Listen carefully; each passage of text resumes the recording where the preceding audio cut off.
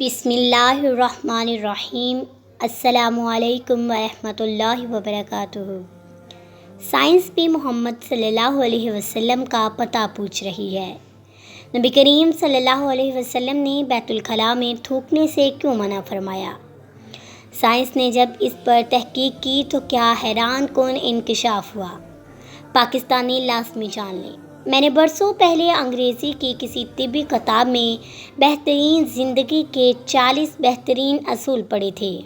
میں نے وہ صفحات کاپی کر کے اپنے پاس رکھ لیے۔ میں گاہے بگاہے یہ صفحات نکال کر پڑھتا رہتا تھا۔ میں ان اصولوں پر عمل کی کوشش بھی کرتا تھا۔ میں نے 10 سال قبل تفاسیر اور احادیث کا مطالعہ شروع کیا تو پتہ چلا یہ 40 اصول دنیا کے کسی طبی ادارے یا یورپ اور امریکہ کے کسی سیلف ہیلپ انسٹیٹیوٹ نے ڈیولپ نہیں کیے۔ یہ تمام اصول ہمارے پیارے نبی کی حیات طیبہ کا نچوڑ ہیں۔ یہ سیرت النبوی سے اخذ کیے گئے ہیں۔ ہمارے رسول نے پوری زندگی اپنے اصحاب کو ان اصولوں کی ٹریننگ دی۔ آپ کے صحابہ کرام بہترین زندگی کے ان 40 اصولوں کی بہترین چلتی پھرتی تصویر تھے۔ میں نے اس دن سے ان اصولوں پر عبادت کی طرح عمل شروع کر دیا۔ گو میں ابھی تک ان پر مکمل عمل نہیں کر سکا، لیکن مجھے یقین ہے اللہ تعالیٰ میری توفیق میں ضرور اضافہ کرے گا اور میں کسی نہ کسی دن آپ کو واضح کردہ ان اصولوں پر عمل میں کامیاب ہو جاؤں گا۔ یہ 40 اصول کیا ہیں؟ آپ وہ اصول اور ان اصولوں کی جدید سائنسی تجزیات مشاہدہ کیجیے۔ مجھ سے اگر تشریح میں کوئی بھی غلطی ہو جائے تو مجھے معاف کر دیجیے گا اور میرے لیے دعا بھی فرمائیے گا۔ آپ صلی اللہ علیہ وسلم نے فرمایا، فجر اور اشراق، عصر اور مغرب اور عشاء کے دوران سونے سے باز رہا کرو۔ اس فرمان میں بے شمار طبی حکمتیں پوشیدہ ہیں۔ مثلاً آج میڈیکل سائنس نے ڈسکور کیا کہ کرۂ ارض پر فجر اور اشراق کے دوران آکسیجن کی مقدار سب سے زیادہ ہوتی ہے۔ ہم اگر اس وقت سو جائیں گے تو ہم اس آکسیجن سے محروم ہو جاتے ہیں اور یوں ہماری طبیعت میں بوجھل پن پیدا ہوتا ہے اور ہم آہستہ آہستہ چڑچڑے اور بیزار ہوتے جاتے ہیں۔ عصر سے مغرب اور مغرب سے عشاء کے دوران بھی آکسیجن کم سے کم تر ہوتی چلی جاتی ہے۔ ہم اگر اس وقت بھی سو جائیں تو ہمارا جسم آکسیجن کی کمی کا شکار ہو جاتا ہے اور ہم 10 مہلک بیماریوں میں مبتلا ہو جاتے ہیں۔ دھما بھی ان 10 بیماریوں میں شامل ہے۔ چنانچہ آپ یہ اوقات جاگ کر گزاریں، آپ پوری زندگی صحت مند رہیں گے۔ میرا تجربہ ہے ہم اگر ان 3 اوقات میں واک کریں تو ہماری طبیعت میں بشاشت آ جاتی ہے۔ آپ نے فرمایا، بدبودار اور گندے لوگوں کے ساتھ نہ بیٹھا کرو۔ یہ حکم بھی حکمت سے لبالب ہے۔ بدبو انسان کو ڈپریس کرتی ہے، چنانچہ خوشبو ہماری توانائی میں اضافے کا باعث بنتی ہے۔ انسان اگر روزانہ 10 منٹ بدبودار اور گندے لوگوں میں بیٹھنا شروع کر دے تو یہ 20 دنوں میں ڈپریشن کا شکار ہو جائے گا۔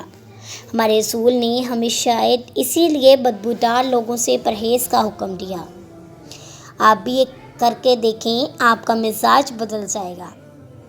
آپ نے فرمایا، ان لوگوں کے درمیان نہ سوئیں جو سونے سے قبل بری باتیں کرتے ہیں۔ یہ فرمان بھی حکمت کے عین مطابق ہے۔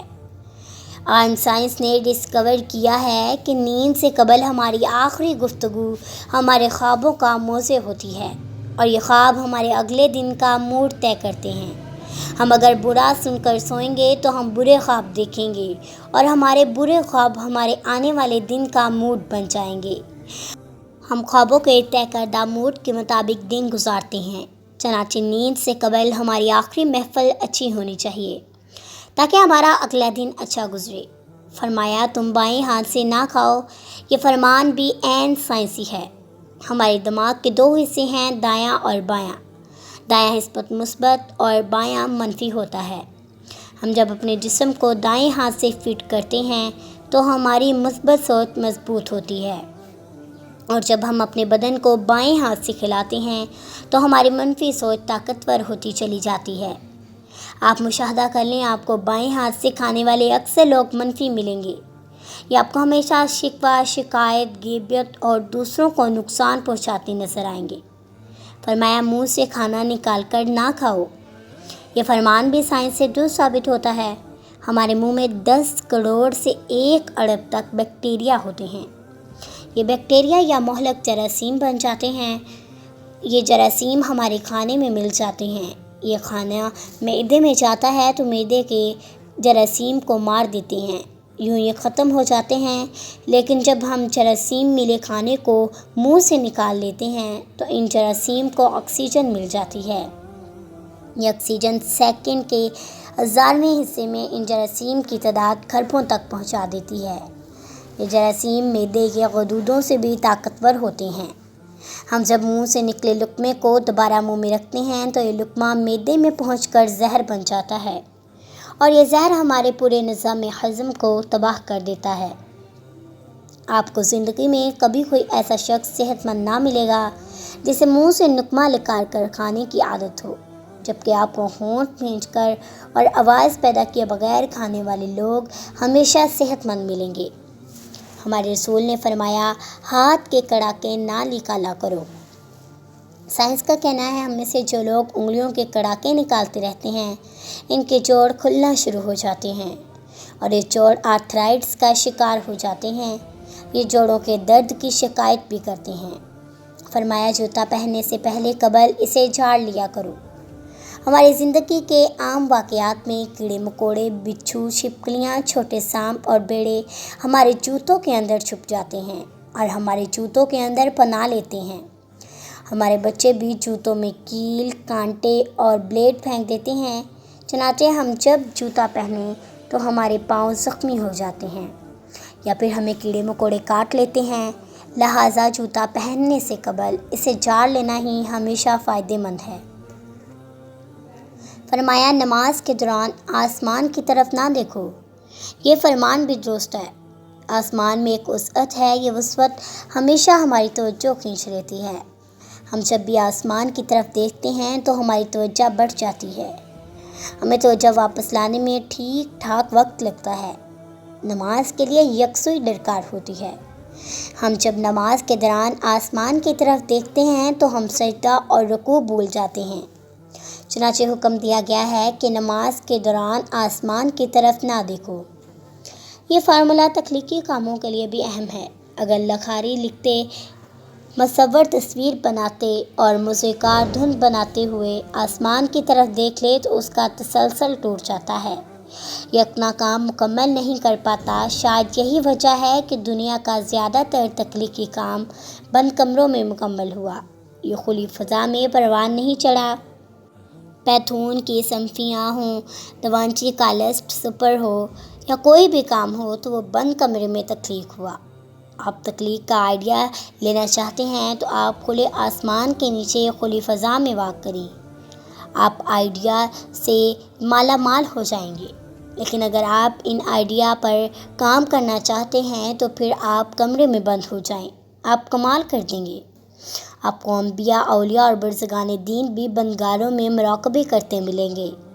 یہاں تک کہ مہاتما بدھ کو نروان بھی ایک ایسے درخت کے نیچے ملا تھا جسے آسمان دکھائی نہیں دیتا تھا۔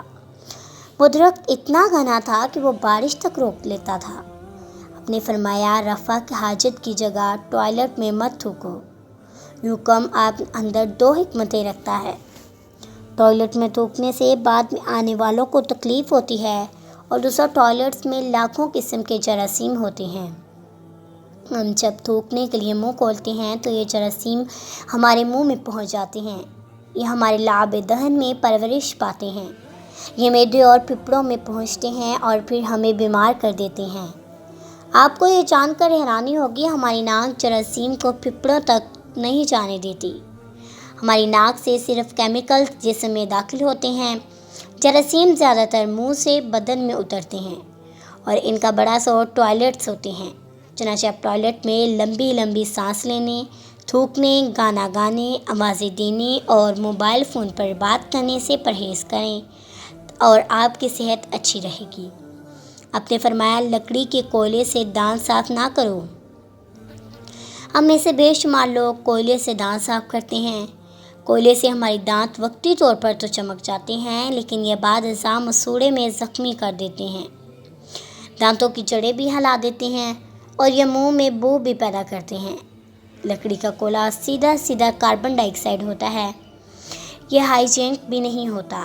چنانچہ رسول اللہ صلی اللہ علیہ وسلم نے اس سے پرہیز کا حکم دیا۔ آپ نے فرمایا ہمیشہ بیٹھ کر کپڑے تبدیل کیا کرو۔ ہم میں سے اکثر لوگ شلوار، پتلون یا پاجامہ پہنتے وقت اپنی ٹانگ پھنسا بیٹھتے ہیں اور گر پڑتے ہیں۔ ہم میں سے ہر شخص زندگی میں کبھی نہ کبھی اس صورتحال کا شکار ضرور ہوتا ہے۔ بالخصوص ہم بڑھاپے میں شلوار یا پتلون بدلتے وقت ضرور گرتے ہیں۔ صلی اللہ علیہ وسلم نے اس قسم کے حادثوں سے بچنے کے لیے یہ حکم جاری فرمایا تھا، اور آپ نے فرمایا اپنے دانتوں سے سخت چیز مت توڑا کرو۔ ہم اکثر لوگ بادام، اخروٹ یا نیم پکا گوشت توڑنے کی کوشش میں اپنے دانت تڑوا بیٹھتے ہیں۔ دانت ایکٹیو زندگی کا قیمتی ترین اثاثہ ہوتے ہیں۔ آپ نے شاید اسی لیے دانتوں کو سخت چیزوں سے بچانے کا حکم دیا۔ ناظرین، ویڈیو اچھی لگی تو ویڈیو کو لائک کریں، شیئر کریں اور ہمارے چینل کو سبسکرائب کریں تاکہ اس طرح کی معلوماتی ویڈیوز آپ تک ہمیشہ پہنچتی رہیں۔ اور کمنٹ باکس میں اللہ تعالیٰ کے 99 ناموں میں سے ایک نام ضرور لکھیں۔ شکریہ۔